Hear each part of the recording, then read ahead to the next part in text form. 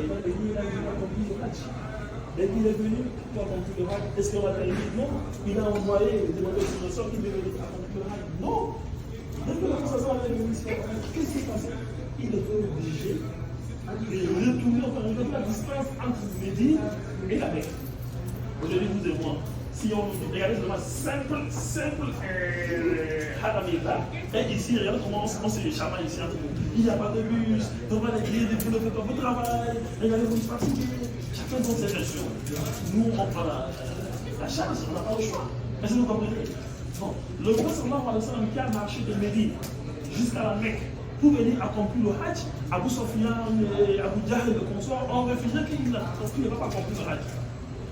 Parce qu'il a fait un pacte avec eux.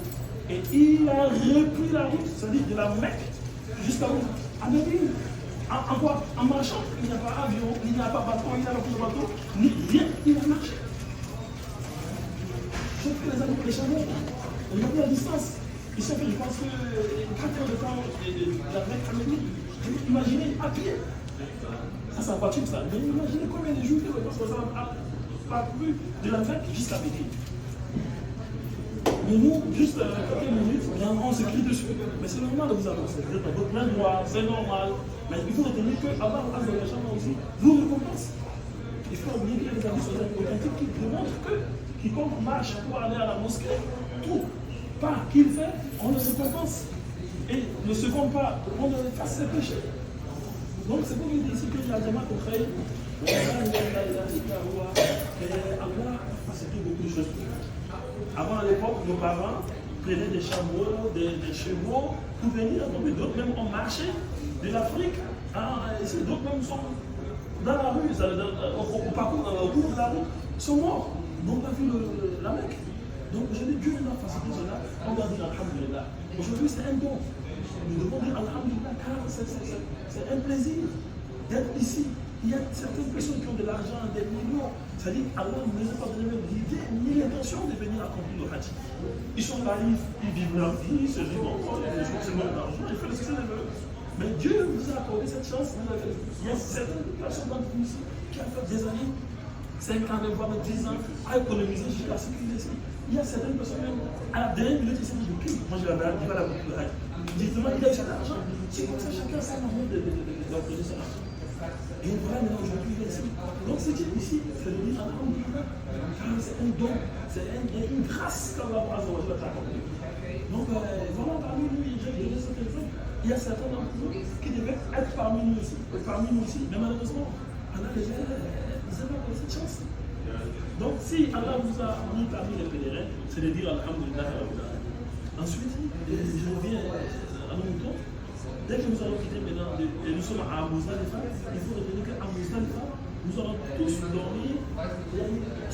Mais là, il y a des tapis, ils ont organisé des petits draps, consorts, pour qu'on puisse dormir là-dessus. Et le fait de dormir là-bas, c'est une obligation et seulement. Vous comprenez? Nous allons dormir là-bas. Dès que nous allons finir, le matin, normalement, on va rester jusqu'à ce que le soleil s'élève. Mais on ne pourra pas passer, il y a beaucoup de monde. Donc, dès qu'on finit de prier la salat de Fajr, nous allons maintenant prendre la route pour, Inch'Allah, à Mina. C'est-à-dire, nous allons retourner à Mina. Et ici, nous avons il n'y a pas de bus qui va prendre les gens de Muzdalifa à Mina. Nous allons faire quoi? Marcher.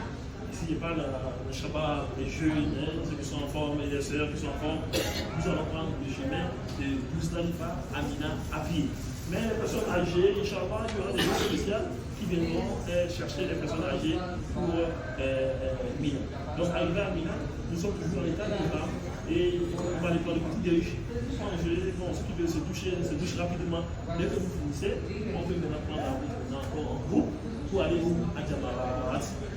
Un point qu'il ne faut pas oublier, arriver à Muzdalifa, par contre, ils ont mis des cailloux. Donc, c'est le temps de profiter de prendre des cailloux. Le premier jour, on va aller jeter les 7 cailloux. Et le lendemain, on va jeter 21, c'est-à-dire 7 sur deuxième masse pour le bras, 7 et 7, ça fait 21.